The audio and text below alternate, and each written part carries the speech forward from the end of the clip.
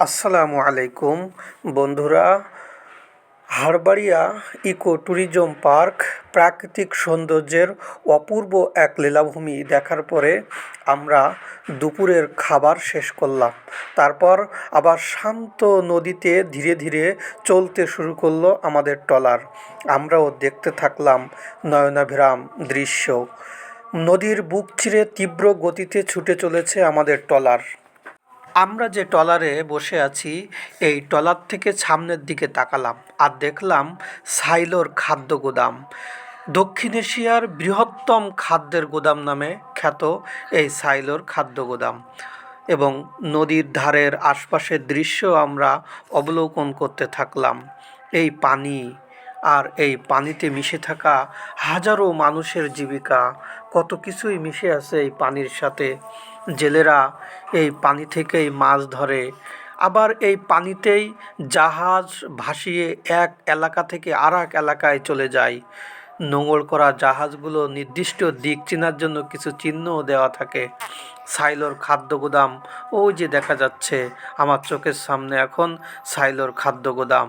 সাইলোর খাদ্য গুদামে নাকি অনেক খাদ্য মজুদ থাকে, নানা ধরনের খাবার ওইখানে মজুদ করে রাখা হয়। এবং আগেই বলেছি দক্ষিণ এশিয়ার সবচেয়ে বড় খাদ্য গুদাম। অনেক কারুকার্য ফিট করা ওই খাদ্য গুদামে আমরা ট্রলারের উপরে পানির উপরে ভেসে ভেসে যাচ্ছি। এই যে এই জেলেগুলো মাছ ধরতেছে নদী থেকে, তারা নদীতে ফাঁদ পাততেছে এবং এক পর্যায়ে ওই নদীর মাছ তারা ধরে বাড়িতে নিয়ে যাবে, আবার সেগুলো বিক্রি করে জীবিকা নির্বাহ করবে। আর আমরা শিক্ষকরা সবাই মিলে ট্রলারে বসে বসে তাদের ওই দৃশ্য দেখছি। নয়নাভিরাম নানা দৃশ্য দেখতে দেখতে আমরা পথ চলতেছি। বন্ধুরা, শান্ত নদীর বুকে কত শত কর্মযজ্ঞ দেখলাম। আর এই নয়নাভিরাম কর্মযজ্ঞ দেখতে দেখতে আমরা নদীপথে চলতে থাকলাম। আমার সামনে এই যে বালি তোলার এক অভিনব কায়দা, ড্রেজার দিয়ে নদীর একেবারে তলদেশ থেকে বালি তুলে এই সমস্ত কার্গোতে ভরা হয়। বালি তো নেওয়ার এই যানে এই বালিগুলো ভরা হচ্ছে। লক্ষ লক্ষ টাকার বালি এই নদীর নিচ থেকে তোলা হচ্ছে। বাংলাদেশের বুকে হাজার হাজার কোটি কোটি টাকার সম্পদ এই সমুদ্রের বুকেই লুকিয়ে থাকে। সমুদ্রের পানিতে যেমন মাছ আছে, তেমনি এই নদীর নিচ থেকে পশুর নদীর বুক চিরে এই বালি উত্তোলন করা হচ্ছে। এবং এই বালি আমাদের দৈনন্দিন জীবনে বাড়িঘর নির্মাণ করতে এবং রাস্তাঘাট নির্মাণ করতে নানা কাজে এই বালি ব্যবহার করা হয়। সেই বালি তোলার এক নয়নাভিরাম দৃশ্য দেখলাম। এটি হচ্ছে একটি কার্গো, অনেক দূর দেশ থেকে এদেশে ভিড়তেছে নানা পণ্য নিয়ে। আমি যখন বাহিরের দৃশ্য দেখতে ব্যস্ত, তখন অনেক শিক্ষক মোবাইলের স্ক্রিনে বন্দী হয়ে আছেন, মোবাইলই দেখতে থাকলেন। উপরে নীল আকাশ, নিচে এই পশুর নদীর পানির বুক চিরে ছুটে চলা আমাদের ট্রলার, আর ওদিকে পশ্চিম আকাশের সূর্য প্রায় নিভু নিভু। এখন প্রায় সূর্য ডুবে যাওয়ার একটু আগের ভিডিও এটা। আমি এখন আবারও বালি তোলার এক নয়নাভিরাম দৃশ্য আমার চোখের সামনে ফুটে উঠল। এই বালি কত শত কাজে লাগে এবং এই সম্পদ আমাদের এই নদীটাই দিয়ে দিচ্ছে। এটা একটা আমাদের বিশাল সম্পদ। আমাদের এই যে পানি সম্পদ, পানির নিচে বালি সম্পদ, এই সম্পদগুলো কাজে লাগিয়ে আমরা হাজারো কর্মযজ্ঞ করতে থাকি।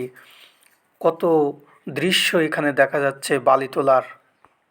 আর বালি তোলার কাজে নিয়োজিত হাজার হাজার শ্রমিক। ইঞ্জিনের সাহায্যে সমুদ্রের তলদেশ থেকে ড্রেজারের সাহায্যে এই বালি উত্তোলন করা হচ্ছে এবং বালিগুলো নৌকায় ভরে বড় বড় বোটে ভরে ওগুলা স্থলভাগের দিকে নিয়ে যাওয়া হবে এবং বিক্রয়ের জন্য প্রস্তুত করা হবে।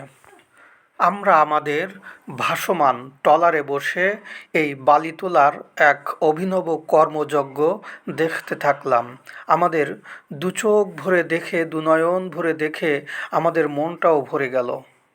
যখন হারবাড়িয়া থেকে ফিরে আসছি, তখন দেখলাম একটি জাহাজ আবার হারবাড়িয়ার দিকে চলে যাচ্ছে। নদীর বুক থেকে বালি তুললে নদীর গভীরতা বাড়ে, নদীর নাব্যতা ফিরে পায় এবং এটা আমাদের যেমন কল্যাণকর, তেমনি এই পেশায় যারা নিয়োজিত তাদের জন্য এটা অনেক উপকার। হাজার হাজার মানুষের যেমন কর্মসংস্থান হচ্ছে, তাদের স্বপ্নগুলো এখানেই লেগে আছে। এই নদীর বুক থেকে তোলা বালি বিক্রি করেই তাদের জীবিকা নির্বাহ করে থাকেন।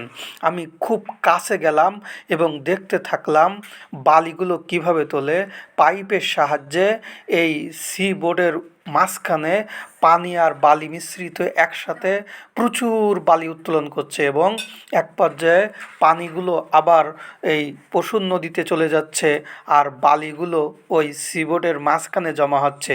এভাবে একটি সিবোর্ড ভরে গেলে আরেকটি সিবোর্ড আনা হয় এবং এভাবে তাদের কর্মযজ্ঞ চলতে থাকে যতক্ষণ পর্যন্ত দিনের আলো দিতে থাকে।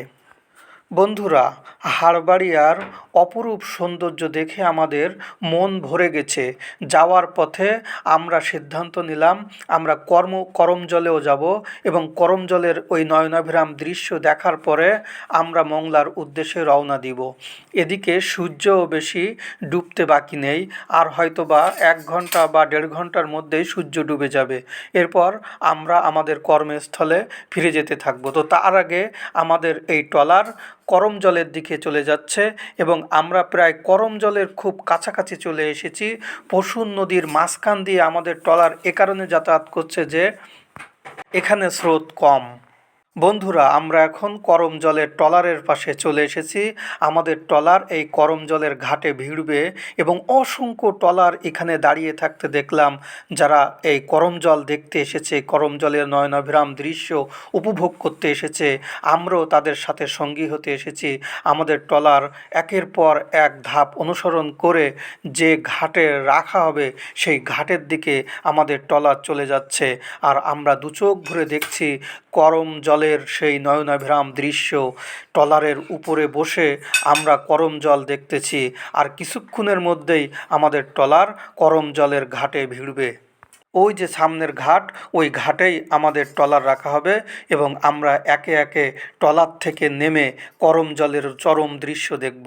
পশ্চিম আকাশের সূর্য উঁকি মারতেছে আমাদের দিকে ফিরে, আর আমরা আস্তে আস্তে চলে যাচ্ছি ঘাটের দিকে। বন্ধুরা, আমি ঘাটে চলে আসলাম এবং ঘাটে এসেই আমি আগেই নেমে আমার সহকারী শিক্ষকরা একের পর এক নামতে শুরু করলেন এবং ওনারা ট্রলার থেকে নেমে করমজলে এসে খুব উচ্ছ্বাস প্রকাশ করছেন। তাদের আনন্দ এবং আমার আনন্দ সব মিলে একাকার হয়ে এক নয়নাভিরাম দৃশ্যের অবতারণা করছে এই জায়গায়। এই যে হারবাড়িয়া থেকে যাওয়ার পথে করমজলে আসলাম। করমজলের নয়নাভিরাম দৃশ্য দেখে আমরা বাসার উদ্দেশ্যে রওনা দেব। আমরা এখন অবস্থান করছি করমজলে এই যে এই নৌকা থেকেই, এই ট্রলার থেকে নামলাম, এখন ভেতরে যাচ্ছি, দেখা যাক কি দেখা যায়।